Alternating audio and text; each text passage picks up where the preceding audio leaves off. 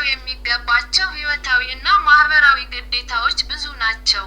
ይህንን ለመመለስ የተለያዩ ገጽታዎችን ማንቀሳቀስ አለባቸው። ከእነዚህም መካከል 1. ትምህርትና ሙያዊ ልማት። ትምህርት የሕይወት መብት ነው። ሴቶች በትምህርትና ሙያ ውስጥ እኩል ዕድልን ማግኘት እንዲችሉ መቋቋም፣ ከፍተኛ የትምህርት ደረጃዎችን ማሳካት እና በሙያቸው ውስጥ እድገት ማምጣት ይገባቸዋል። 2. ጤና እና አካላዊ፣ ስነ ልቦናዊ እርካታ። የሰውነት ጤናን በተደጋጋሚ መከታተል፣ ራስን የመንከባከብ ልምዶችን መተግበር። 3. ኢኮኖሚያዊ ነጻነት።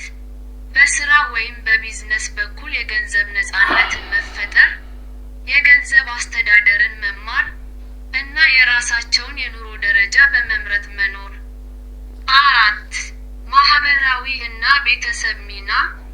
በቤተሰብ ውስጥ እኩልነትን መቆጣጠር፣ የራሳቸውን የህይወት ምርጫዎች ለምሳሌ መጋባት፣ ልጅ መውለድ፣ በነፃ መወሰን እና የሚያስተዳድሯቸውን ማህበራዊ ግጭቶች በአፍታ ማስተናገድ።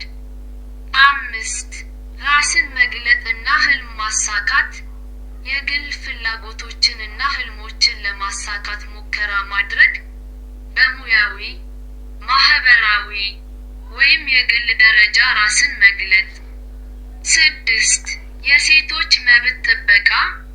በህግና በባህል ውስጥ ያሉ የሴቶችን መብቶች ማወቅ፣ ዲስክሪሚኔሽን ወይም ግፍ በሚያጋልጥበት ጊዜ ለመከላከል ወይም ለመቃወም መቆም። 7. ማህበረሰብ ውስጥ አስተዋጽኦ። በማህበረሰብ ውስጥ በፖለቲካ፣ በምክክር ወይም በልማት ሂደቶች ተገቢ ውክልናና አስተዋጽኦ ማድረግ። 8. እርስ በርስ ድጋፍ። ሌሎች ሴቶችን በማንቃት፣ በመርዳት እና የጋራ ፈተናዎችን በማካፈል ማህበረሰብ መገንባት።